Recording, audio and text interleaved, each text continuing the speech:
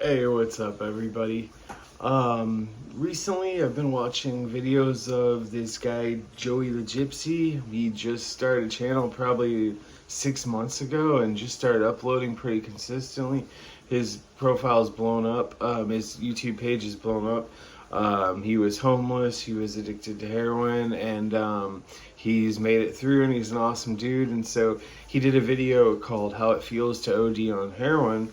And so I was like, oh, I'll do a video how it feels to OD on fentanyl, because the only time I've ever overdosed was in 2019 on fentanyl.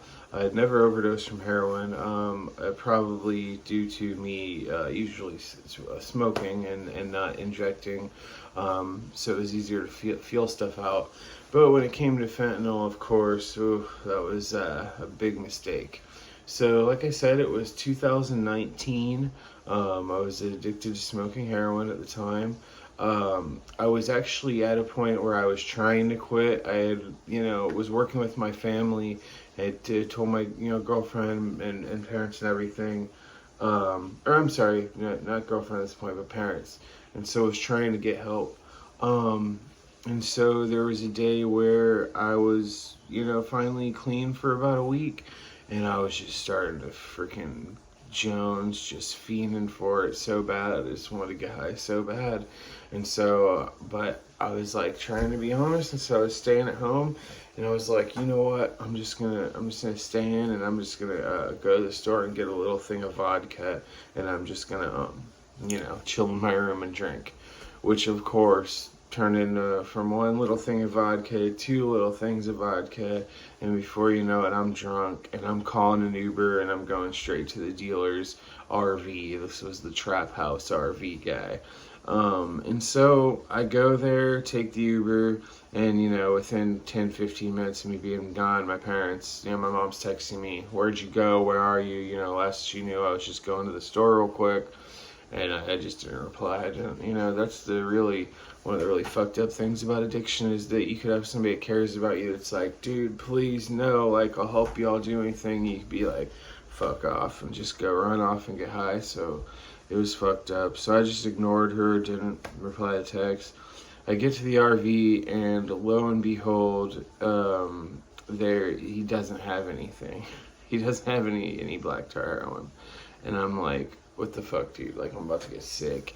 And so, in the meantime, I remember I went to the Whole Foods and I got a hard kombucha.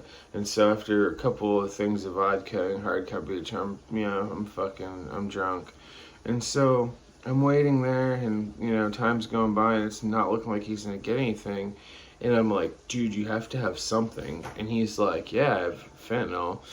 And I'm like, fuck it, dude. Like, I don't want to get sick, so line me up some fentanyl. And so on a piece of foil, he put a little line, maybe that long or something, thin line. And he was like, be careful, just don't do it all at once. Of course, my dumb drunk ass just smokes the whole thing. And next thing I know, I am waking up.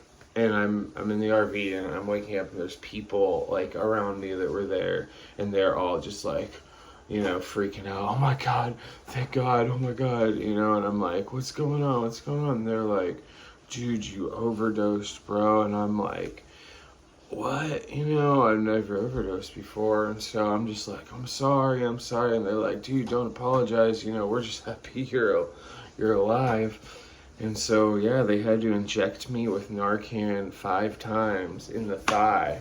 And they said the, like, 4th and 5th time I was, like, finally, like, jerking. Like, but the first few times they said I wasn't making I wasn't reacting, wasn't breathing. I was turning blue and gray and all that shit.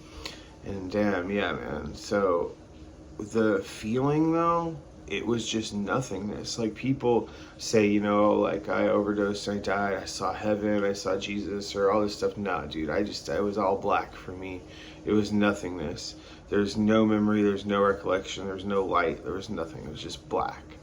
And so, yeah, after that, basically what Narcan does is it sends you into, withdrawals. And so I was throwing up all night, especially from drinking and then doing that. Yeah, so then I was throwing up all night, And I remember I would go to sleep for maybe 20, 30 minutes, and I wake up and I just have to go outside and puke.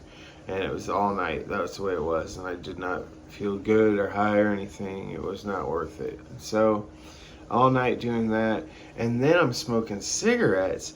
And there was something about me overdosing that it changed my taste. Like flavor, like this cigarette tasted way different. I did not enjoy the cigarettes as much, and that lasted for about a week. For about a week, cigarettes and other things tasted way different. That was bizarre. So yeah, after all that, like I said, I was sobered up and I had puked all night, and finally it was crazy because there wasn't any part of me that was like, all right, now I need to get high. You know, it was like, fuck, dude, it was just such a trip and so fucked up and like scary that I didn't even think twice. You know, I just like was like, fuck, I'm gonna go home. Sure enough, I go home, dude, to my parents. I was living with them at the time. They had blocked the door, so I couldn't get in. And so it was Sunday morning, and there's a church behind my parents' house. So I went to the church, and I sat there for Sunday Mass, and I prayed, and I was just like, God, let me get out of this. And, you know, after that, I was able to stay clean for a couple weeks, but, you know, sure enough, it always came back around and bit me in the ass. But, yeah, I did not see anything. There was no afterlife, you know, no visions. There's no epiphany. Like I said, the taste thing was weird, that cigarettes tasted different.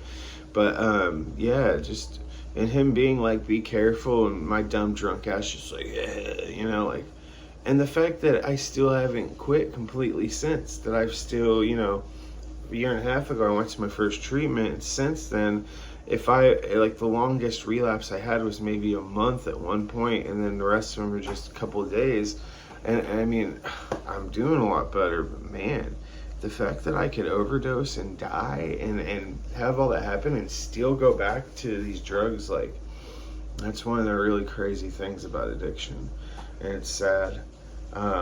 I do not like fentanyl at all. I haven't, you know, like, even if I have that craving or urge, it's always for heroin. It's never for fentanyl. Fentanyl's just cheaper and easier to get, and it's like times where I just like didn't care, or just wanted to get fucked up, is, you know, that. But heroin is just the only thing that I could take and still feel, you know, normal. But I'm really trying not to. I go to sober living at the start of the new year. I'm gonna be there for a whole year. Yeah, I'll do more updates on that. Like I said, this sober living, it's like they're really social media oriented, so I will be doing that with them and vice versa. So yeah, keep in touch. If there's anything else, any questions you have about, you know, fentanyl overdose or anything, if you're gonna comment and say, hey, are you sober, or hey, he looks like he's fucked up or something, it's like, it's so rude. Like, it's so ridiculous that there's people that think they have this entitlement, like, with me, like I'm public domain now and you could just fucking like talk to me however you want and shit. It's crazy. Like, the fucking internet's so bizarre. People just lose all sense of like social awareness and stuff like that. It's just I don't like it. So yeah, anyway, hopefully this was, you know, helpful in some way. Like I said, if there's any other questions, let me know. But yeah, that's how it was to overdose on fentanyl, the only time I overdosed in my life. And glad to be alive, and hoping that I could stay sober long term, and this next step is the right step. But I'll be doing more updates. No 3 months with no updating like I just did. Anyway, all right. Happy New Year. It's New Year's Eve. Don't be a New Year's Steve. I don't know why I think that's so funny. Heard somebody say it once. Anyway, all right. Have a good one. Happy New Year. 2022 is behind us. 2023, it's a fresh start. So let's get it.